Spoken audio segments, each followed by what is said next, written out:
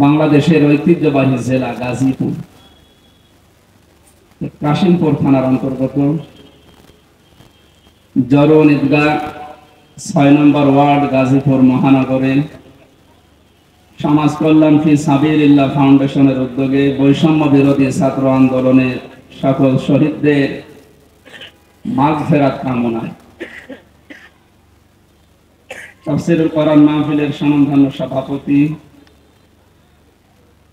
বিশিষ্ট ইসলামী চিন্তাবিদ, শিক্ষাবিদ হযরত আল্লামা ইমদাদুল হক দামাত বারকাতুহুল আলিয়া,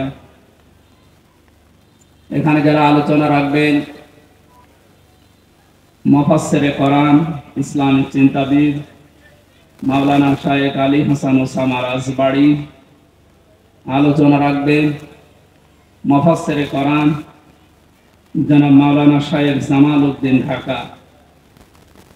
মেহমান রহমান ভাই এসে গেছেন, আমরা অল্প কিছু সময় কথা বলবো। মঞ্চে বসা ওলামা ইকরাম, সামনে বসা মুসলমান ভাইরা, পর্দার আড়ালের সম্মানিতা মা এবং বোনেরা, প্রাণপ্রিয় গাজীপুরবাসী, পাশে কাশিমপুর কারাগার, ওখানে আমার বহু ভাইরা এখনো পর্যন্ত আছেন, তাদেরকেও সালাম জানাচ্ছি। দল, মত, জাতি, বর্ণ, ধর্ম নির্বিশেষে কোরআনের এই অনুষ্ঠানে আমরা যারা এসেছি, মুসলমানদের সংস্কৃতি এবং ঐতিহ্য এটা। অন্তর্বর্তীকালীন সরকারের প্রধান উপদেষ্টা ডক্টর মোহাম্মদ ইউনূস কয়েকদিন আগে ঘোষণা দিয়েছেন, এদেশে কোনো ধর্মীয় অনুষ্ঠানে যদি অনুমতি না লাগে, মুসলমানদের কোরআনের প্রচারে কোনো অনুমতি কোনো ফেরেশতা নেওয়ার দরকার নেই। গত পরশুদিন মনে হয় আমি পাবনাতে যাচ্ছিলাম, কুষ্টিয়া থেকে। গোয়েন্দা বিভাগের প্রধান যিনি আছেন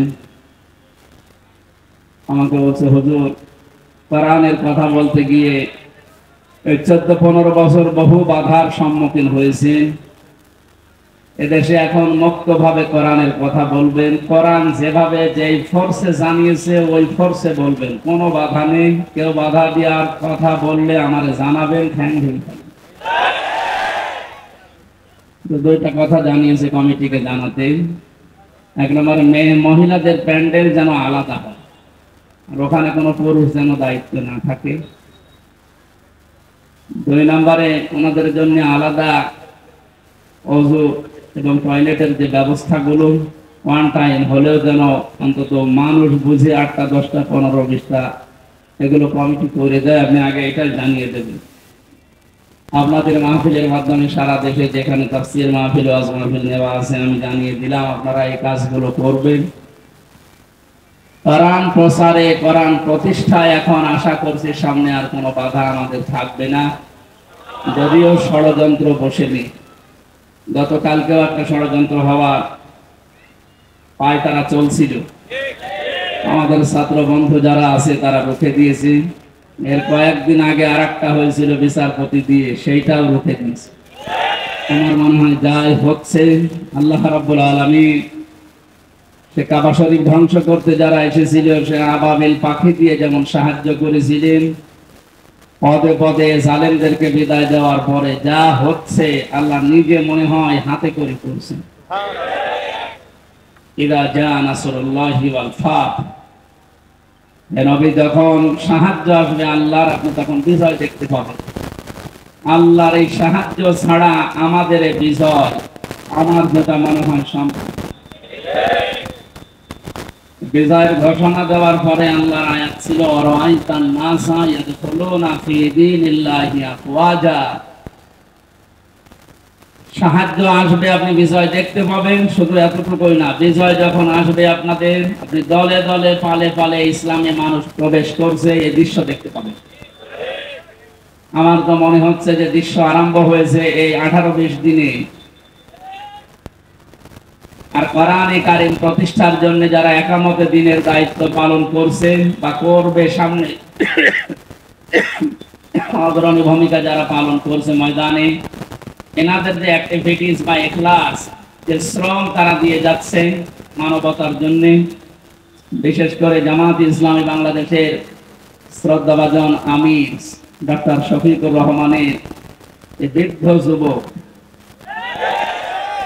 বৃদ্ধ যুবক না, এই বয়সে যে শ্রম দিচ্ছে। আমরা যে সময় কোরআনের কথা বলার জন্য, শোনার জন্য বসছি, এই সময়ে বাংলাদেশে আমাদের প্রতিবেশী নামে কলঙ্ক যারা, তাদের আগ্রাসনের কারণে প্রায় 12-13টা জেলা এখন পানির নিচে। উনি যেভাবে কাজ চালিয়ে যাচ্ছে, প্রতিদিন প্রতিনিয়ত নতুন নতুন বিষয়, এ বাংলাদেশ তার কাছ থেকে আমার মনে হয় কিছু শিখতেছে। এই অবস্থায় ঐক্যের ডাক দিয়ে 75টার উপরে শুধু ইসলাম নিয়ে যারা দল করে, রাজনীতি করে এই দেশে, তাদেরকে সব এক জায়গায় করার চেষ্টায় আছে এবং সফল হচ্ছে।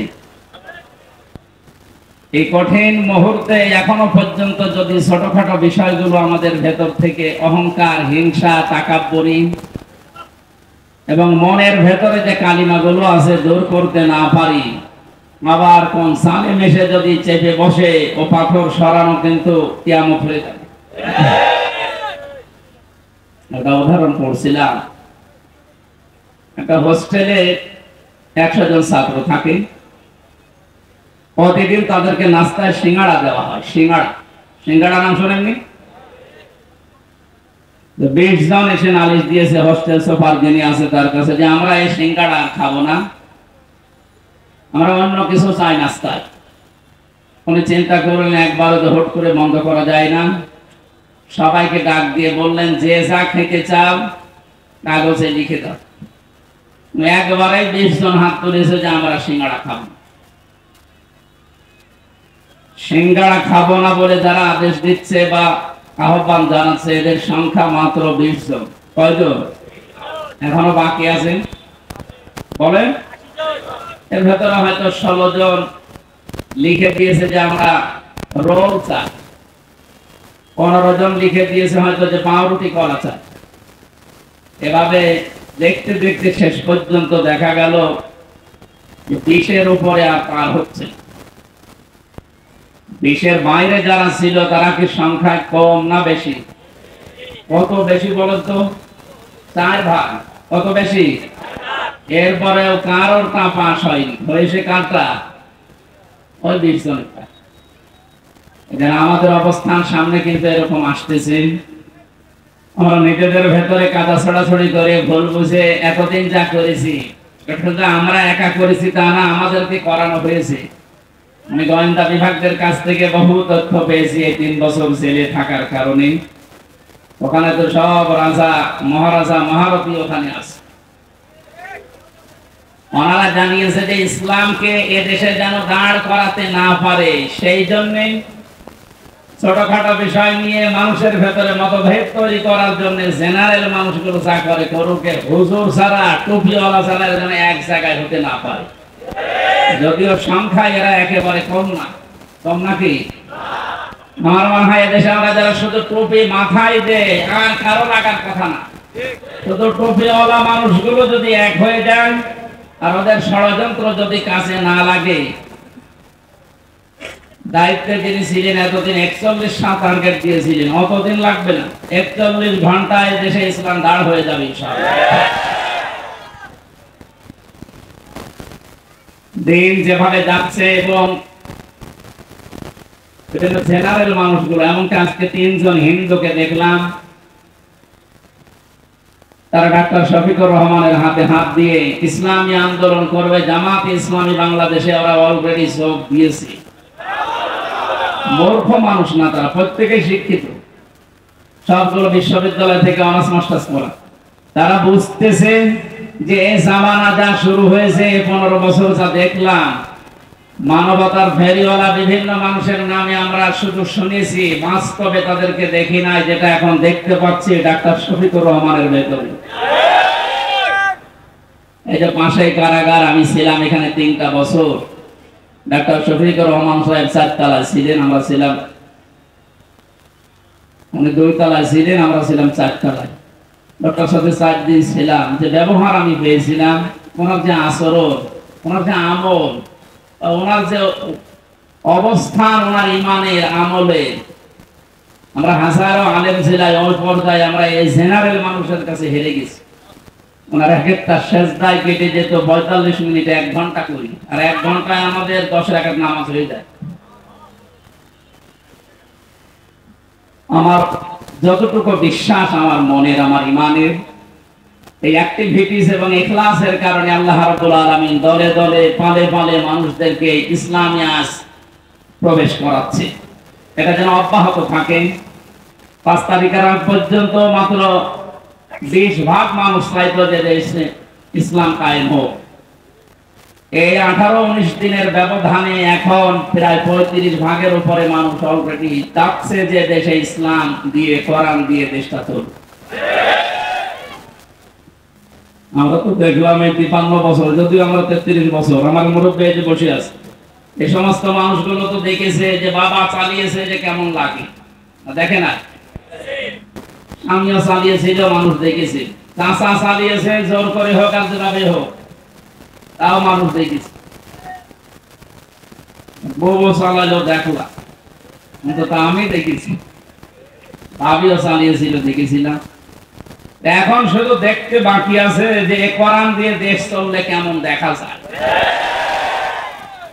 এটা দিয়ে চালা, এই কারাগার লাগবে না। কারাগার লাগবে কোন কারণে? এটা দিয়ে চললে অপরাধ হলে যে সঙ্গে সঙ্গে বিচার হয়ে যাবে অপরাধ ছিল। এখানে বছরের পরে বছর মানুষকে কারণে অকারণে আপনি আটকিয়ে বেকার কষ্ট দেবেন কোন কারণে? আমি যে সিঙ্গাড়ার উদাহরণ দিলাম, 100 জনের মাত্র 20 জন চায়, 80 জন মানুষ থাকার পরেও তাদেরটা পাস হয়নি। এই কারণেই বাংলাদেশের মুসলমানগুলো আজ আমরা যদি এক হতে পারতাম, 3 বছরে যে নির্যাতন, জুলুম, অত্যাচার শিকার আমরা হলাম, বিশেষ করে আলেমেরা 76 জন আলেম আমরা এক জায়গায় ছিলাম, হেফাজত ইসলাম বাংলাদেশ সহ, চরমনায়ের কিছু মরিদ ভাই সহ আমরা। একজন হিন্দু ছিলেন জেলা, এই লোকটা আমার সামনে একটা মুসলমানকে, দাড়িওয়ালা মানুষকে, একটু মনে হয় কমান্ড মানে নাই, এই জন্য লোক দিয়ে যেভাবে পিটিয়েছে, ওই সময় মনে মনে হচ্ছিল যে দেশে 96% মুসলমান আর মাত্র 4% ওরা। আর কিভাবে পেটটা কোনো খুব বেশি বড় জিনিস না। আমি ছিল না, একদিন একটু হইচই হচ্ছিল, ওই বাইরে যেতে নিষেধ করেছে, উনি একটু গিয়েছে। প্রত্যেকটা এরিয়া তো ভাগ ভাগ করা আছে, একটু বার বের হয়েছিল রাস্তায়, যেভাবে মারধর করলো, নিচতলায় নিয়ে আটক করে, আবার এই যে ডান্ডা বেড়ি দিয়ে সহ্যের বাইরে এই অবস্থা তৈরি হয়েছিল শুধু আমাদের এই মতানক্যের কারণে। আল্লাহ রাব্বুল আলামিন ওই দৃশ্য যেন আর কোনোদিন আমাদের দেশের সামনে নিয়ে না আসেন। আমরা যেন দেখতে পাই যে আল্লাহর এই কালাম দিয়ে আমাদের এই 56,000 বর্গ মাইল চলছে। আশপাশে যারা শত্রুতা করার, ষড়যন্ত্র করার দুঃসাহস দেখাচ্ছিল, ডক্টর মোহাম্মদ ইউনূসের এক ধমকে অনেকেই থেমে গেছে, কিন্তু তারা গোপনে চালাচ্ছে। তাদের তো পেছনে ভয় আছে 7 সিস্টার, যদি একবার ভেঙে যায়। ওরা যেমন বাংলাদেশ পাকিস্তান থেকে ভাগ করেছিল, এখন পাকিস্তান আর বাংলাদেশ মিলে ভারতকে টুকরা টুকরা করে ছাড়বে। শুরু হয়ে গেছে। আমাদের যেমন ছাত্ররা বিষয় এনে দিয়েছে, পাকিস্তানও মনে হয় কয়েকদিন পরে চলে আসবে ইনশাআল্লাহ। এরপরেই দেখবেন ভারতও শুরু হয়ে গেছে। কোরআনের কথা শুনতে এসেছি, আমরা তাফসীর আকারে কথা বলবো। ওখানে লেখা আছে তাই যে আল্লাহ আমাদেরকে কঠিন মুহূর্ত চলছে, যেহেতু বাংলাদেশে কত মানুষ পানির নিচে, কত মানুষ বিনা কারণে অকারণে এই জেলখানায় পচতেছে। আল্লাহ রাব্বুল আলামিন এই সময় আমাদেরকে কোরআনের কথা শোনার জন্য নিয়ে আসলেন। আমরা খুশি এবং আনন্দ চিত্তে বলছি আলহামদুলিল্লাহ। আল্লাহ পাক বলেন, তাহা মা আনজালনা আলাইকাল কুরআনা লিতাশকা। হে নবী, এই কোরআন আমি আপনাকে এই জন্য দেইনি যে আপনি মার খাবেন। এই কোরআন এই জন্য দেয়নি যে অন্য দেশের মানুষ আপনাকে পানি দিয়ে ডুবিয়ে মেরে ফেলবে না। লিতাশকার ব্যাখ্যায় আধুনিক ভাবে যদি বলা যায়, দুঃখ কষ্ট সহ্য করার জন্য, ও হুমকি ধমকি খাওয়ার জন্য কোরআন আমি দেইনি, কোরআন দিয়েছি আপনি সবার উপরে থাকবেন। নবীজিকে যতগুলো নাম দিয়ে আল্লাহ ডাক দিয়েছিলেন তার ভেতরে 2 নম্বরের নাম হচ্ছে তহা। ওনাকে আল্লাহ ডাক দিয়েছেন প্রথমে ইয়াসিন বলি। কি বলে বলেন তো? বলেন বলেন। তাফসীরে কাবীরে আল্লাহ পাক মুফাসসির যারা ইয়াসিন শব্দের তাফসীর করতে গিয়ে তারা দিয়েছেন ইয়া মানে হে, সিন মানে সাজ্জাদ। সাজ্জাদের ব্যাখ্যা করতে গিয়ে আল্লামা ফখরুদ্দীন রাজি রাহমাতুল্লাহ আলাইহি উনি 5টা বিষয় সামনে নিয়ে এসেছেন। মুফাসসির বলেন সিন মানে আল্লাহ বুঝিয়েছেন সাজ্জাদুল আলামিন, সিন মানে সাজ্জাদুল বাশার, সিন মানে সাজ্জাদুল কাউনাইন, সিন মানে সাজ্জাদুল আম্বিয়া, সিন মানে সাজ্জাদুল মুরসালিন। প্রতিটি শব্দের ব্যাখ্যা করতে গিয়ে আমরা দেখেছি মুফাসসিরের কথা বলছি, উনি জানিয়েছেন সাজ্জাদুল আলামিন মানে শুধুমাত্র বাংলাদেশ না, শুধুমাত্র এই পৃথিবী না, এই 228টা রাষ্ট্র নিয়ে দুনিয়া গঠিত। এখন এর বাইরে যত জগৎ আল্লাহ বানিয়েছে, যত জায়গায় মানুষ যেতে পারে, চাঁদে যাচ্ছে, মঙ্গলে যাচ্ছে, যত জায়গায় যেতে পারে ওখানেও যদি কেউ বসবাস করা আরম্ভ করে সেখানেও তাকে মুহাম্মদ রাসূলুল্লাহকে নেতা মানা লাগবে। কারণ আল্লাহ ঘোষণা দেওয়া নেতা এই দুনিয়ায় একজনই, ইয়াসিন, হে নেতা। পৃথিবীর অন্য কাউকে আল্লাহ এই শব্দ দিয়ে ডাকেননি হে নেতা, না, শুধুমাত্র মুহাম্মদ রাসূলুল্লাহকে আল্লাহ ইন্ডিকেট করেছেন। সাজ্জাদুল আলামিন দিয়ে বোঝা যায় পৃথিবীর কোন জায়গা না, যে কোন গ্রহে যদি আপনি বাস করতে চান, তানাজ্জালুল আমরু বাইনাহুন্না, ওই সমস্ত জায়গায় আল্লাহর বিধিবিধান নাজিল হচ্ছে তাদের প্রয়োজনে। এই জন্য যদি মঙ্গলে যান সেখানে যদি রাসূলুল্লাহকে নেতা মানা লাগে, তাহলে পৃথিবীর এমন কোন জায়গা আছে যেখানে বিশ্ব নবী বাদ দিয়ে অন্যের নেতৃত্ব মানা যায়? শুধুমাত্র বদ্ধ পাগল ছাড়া কোন মানুষ এই পৃথিবীর ময়দানে মুহাম্মদ রাসূলুল্লাহ বাদ দিয়ে অন্য কাউকে নেতৃত্বে আসনে বসাতে পারে না। এই শব্দটা বারবার উচ্চারণ করছি আমি খেলা করার জন্য না। গাজীপুরবাসী খুব খেয়াল করে শোনেন, এটা দুনিয়ার সাথে যদি সম্পর্কিত হতো আল্লাহর কসম আমি এই জায়গায় বলতাম না, এটা সম্পর্কিত আখিরাতের সাথে। আল্লাহ পাক জানিয়েছেন ময়দানে মহাশারে মানুষ যখন হাজির হবে ওই সময় মানুষকে আমি বিচারের কাঠগড়ায় দাঁড় করানোর জন্য 3টি স্টেপে সাজাবো।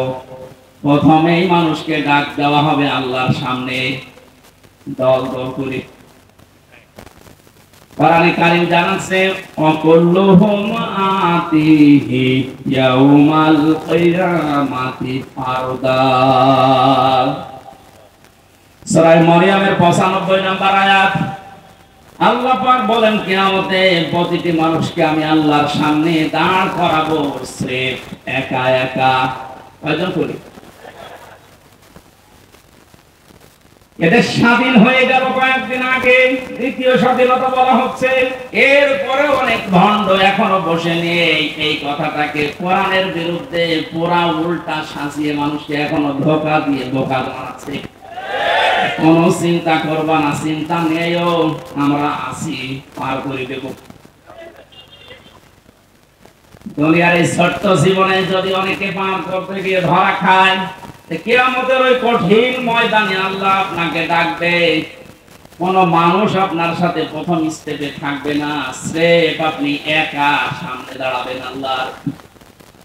নিজের দিকে তাকিয়ে পেছনের জীবনের দিকে একটু হিসাব মিলান তো।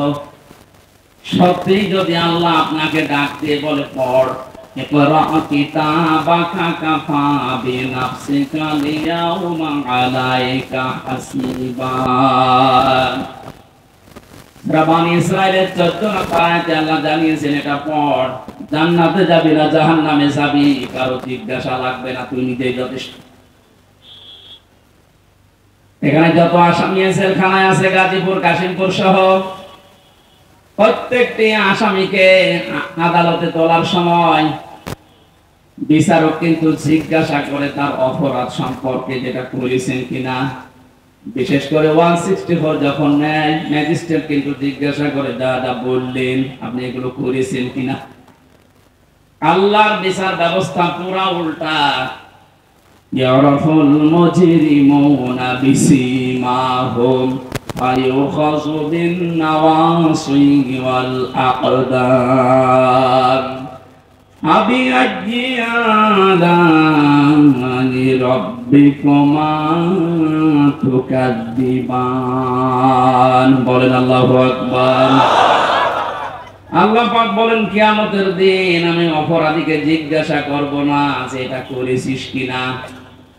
কিয়ামতের দিন আমি তার শরীরের ভেতরে অপরাধগুলো ফুটিয়ে তুলব। এর তাফসীরে আমি 10 প্রকার আকৃতির কথা পেয়েছি। মানুষের চুল ধরবে অপমান করার জন্য, আর কদম মানে পা ধরবে। ফেরেশতারা এই দুইটা নিয়ে তাকে জাহান্নামে ফেলার জন্য রওনা দেবে। আল্লাহ পাক বলবেন দাঁড়া, সুম্মা ফি সিলসিলাতিন দারউহা সাবউনা দিরান ফাসলুকু। এর 70 হাত বা গজ বিশাল শিকল দিয়ে বাঁধ। এটা বাঁধা হবে এই কারণে যেন অপমানের মাত্রা আরো বেড়ে যায়। 15টা বছরের যে দৃশ্যগুলো আমি আদালতে দেখেছি, বিশেষ করে আমার 3 বছরে, সাইকুল হাদিসের সন্তান সাইকুল হাদিস এবং হাজারো আলেম, আজকে একজন মাজলুম আলেম বের হয়েছে, মুফতি জসিমউদ্দিন রহমানী। আল্লাহ পাক তাকে হায়াতে তাজ্জেবা সিহাতে কুল্লিয়া দান করেন, বলেন আমিন। আলেমদের জোতা টানার যোগ্যতা যারা দায়িত্বে ছিল তাদের ছিল না। অথচ এই মানুষগুলোকে আদালতে হাজির করতে গিয়ে দেখতাম পায়ে দিয়েছে ডান্ডা বেড়ি, হাতে দিয়েছে হ্যান্ডকাপ, যেটা দিলে হাত কেটে যায়, মাজায় দড়ি বেঁধে ছাগলের মতো গরুর মতো টানতে টানতে নিয়ে যেত। আর বিভিন্ন তালায় ওই জালেমদের দোসররা জালেমরা থেকে টিপ্পনি কাটতো। দেখ কি অবস্থা। আমার মনে হয় পুরা বিষয় আল্লাহ পুরাটাই পাহাড়ের মতো উল্টিয়ে দিয়েছে। কালামালিকের যে অবস্থা, অন্যকে শুনলাম অন্ডকোষ উড়িয়ে গেছে।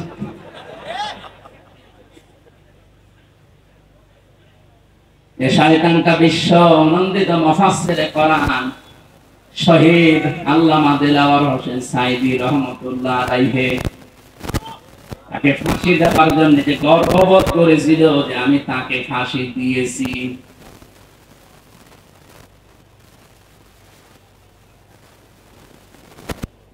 গাজীপুরবাসী,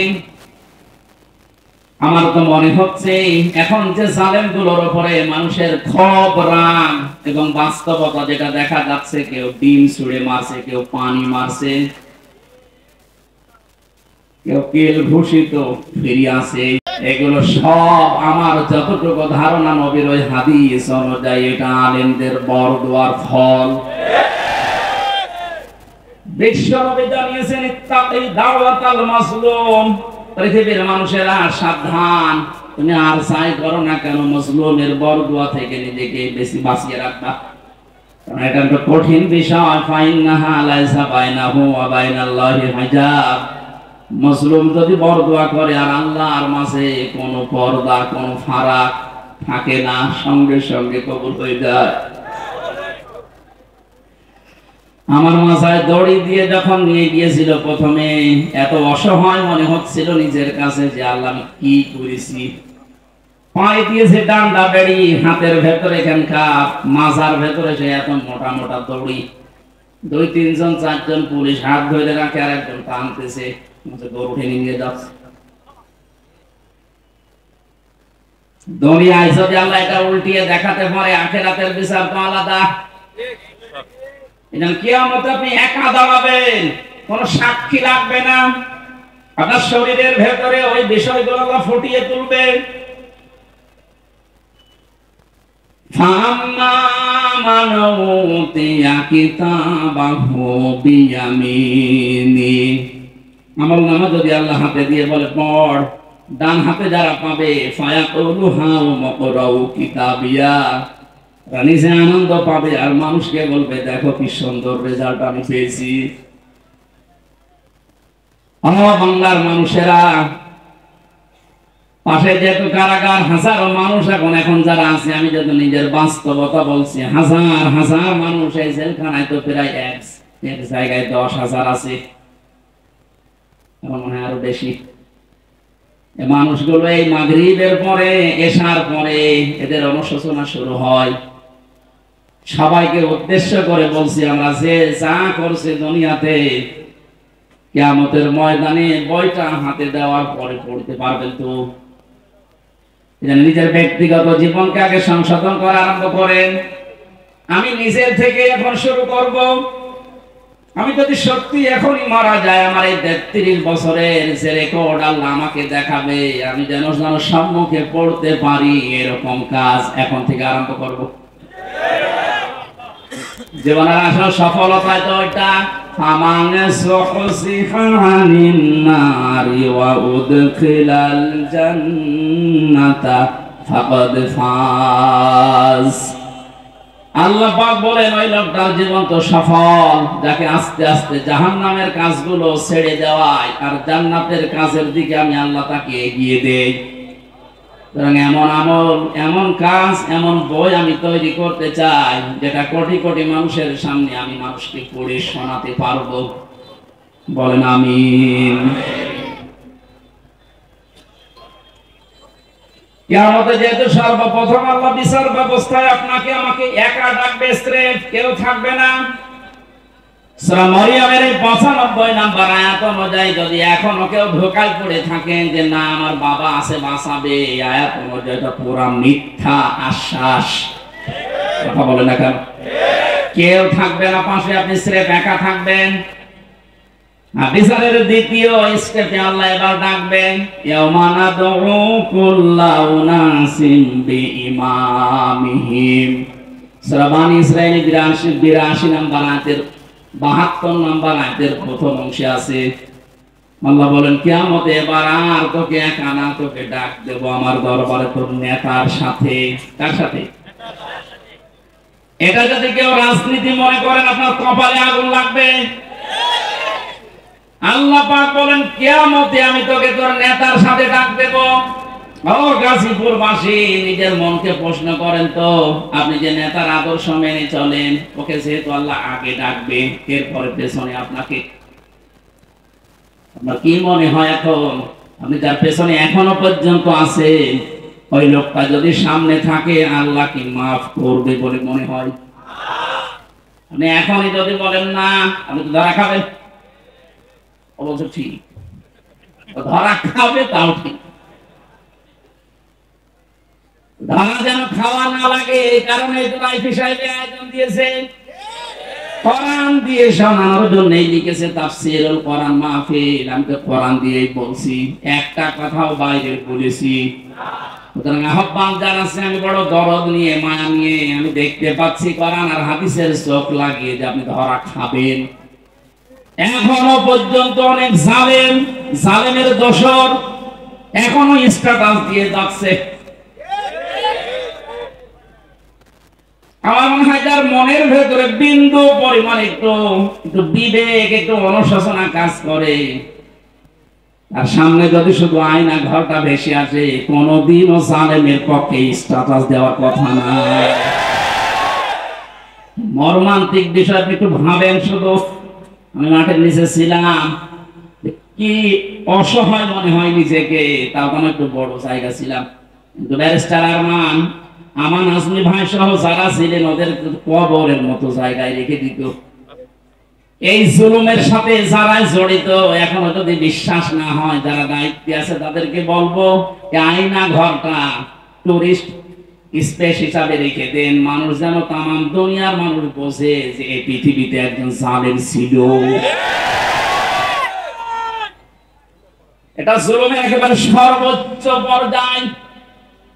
এটা বেঁচে থাকা মানুষও জানে না। আপনি যদি মেরে ফেলে সংবাদ দিয়ে দিতেন যে অমুককে মেরে ফেলেছি, তাহলে তার বউটা অন্য জায়গায় বিয়ে করতে পারত, তার ছেলে মেয়ে বস্তুতে বাপ মারা গেছে। কি অবস্থা বলেন তো ব্যারিস্টার আরমানের? তার স্ত্রীকে আপনি কি জবাব দেবেন কিয়ামতে? আইনা ঘরের সাথে যারাই জড়িত ছিলেন, যদি ব্যারিস্টার আরমানের বউ আপনাকে মাফ না করে, কোরআন হাতে নিয়ে বসে আপনি চির জাহান্নামী। কেউ পারবে না। হ্যাঁ, আল্লাহ বলেন আল্লাহ পারবে না, কারণ আল্লাহ পাক ছেড়ে দিয়েছে ব্যারিস্টার আরমানের বউর উপরে। এটা হকল ইবাদের ভেতরে 8টা বছর স্বামী থেকে আপনি তাকে আলাদা করে রেখেছেন। ও জানতোই না যে দুনিয়ায় আছে।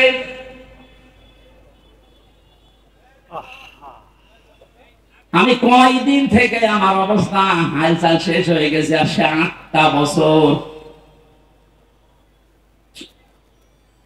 এর বড় যদি কোনো মানুষ সালেমের পক্ষে কথা বলে, কি বলে তো বলে, বিবেক কি বলে তার? আবার বিবেক বলে কিছু আছে না?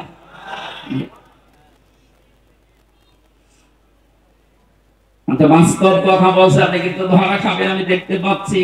এখন আদর্শ ঠিক করেন।